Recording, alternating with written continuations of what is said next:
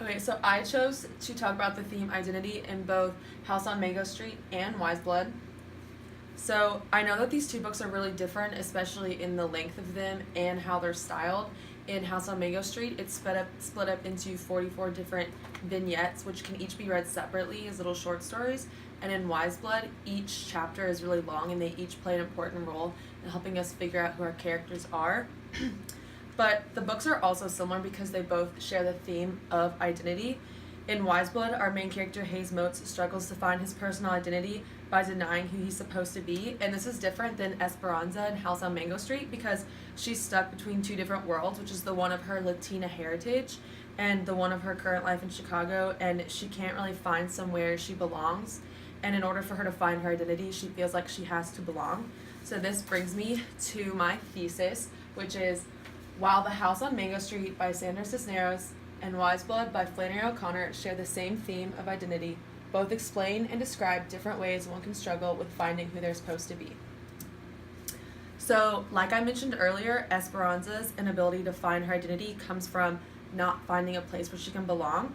So, she struggles a lot to find her identity in America because she doesn't think she belongs because she's different. She sees her differences as something bad. So we see in a quote, we see a quote in the passage called My Name. It says, at school, they say my name funny as if the syllables were made of tin and hurt the roof of your mouth. But in Spanish, my name is made out of a softer something. This is on page 11, and this shows how even her own name is keeping her from feeling welcomed in the society that she has to grow up in. Then also, Esperanza is not able to accept her Latina heritage because of the negative stereotypes she faces while in America and Chicago. So we see an example of this in the chapter called A Rice Sandwich when she's caught eating in the lunchroom when she's supposed to be at home. So a nun pulls her aside and asks her to point out her house. So in the quote, the nun says, "You don't live far," she says. "You live across the boulevard. That's only 4 blocks, not even. 3 maybe. 3 long blocks away from here. I bet I can see your house from my window. Which one is your house?" And then she made me stand up on a box of books and point. "That one," she said, pointing to a row of ugly 3 flats, the ones even the raggedy men are ashamed to go into. "Yes," I nodded, even though I knew that wasn't my house, and started to cry. So, in this passage, Esperanza obviously knows she doesn't live in the house that the nun pointed out, but she gets upset anyways because the nun automatically assumed that she lived there because of the stereotype that many people of her Latino heritage live there or are from there. So, unlike Esperanza, Hayes Motes had an identity. So ever since he was born, people assumed that he was going to be a preacher because of his family past.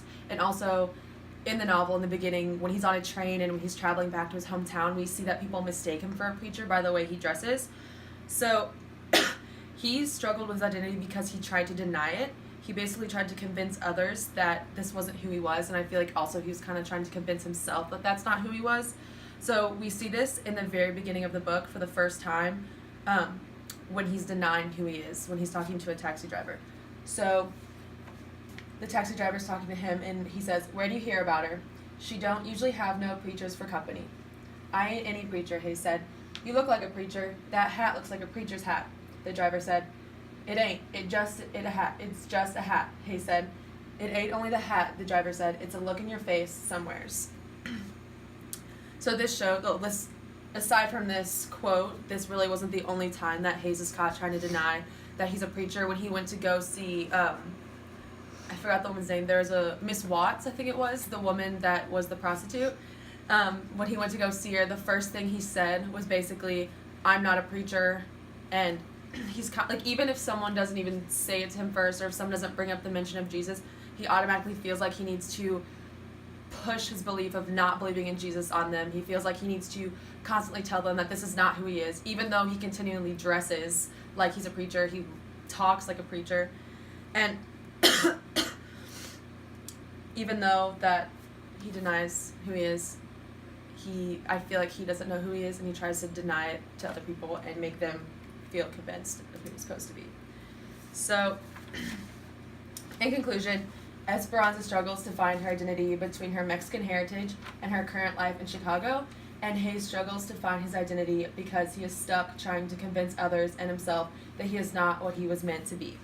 So overall, both books share the theme of identity, but each explain and describe different ways one can struggle to find out who they are.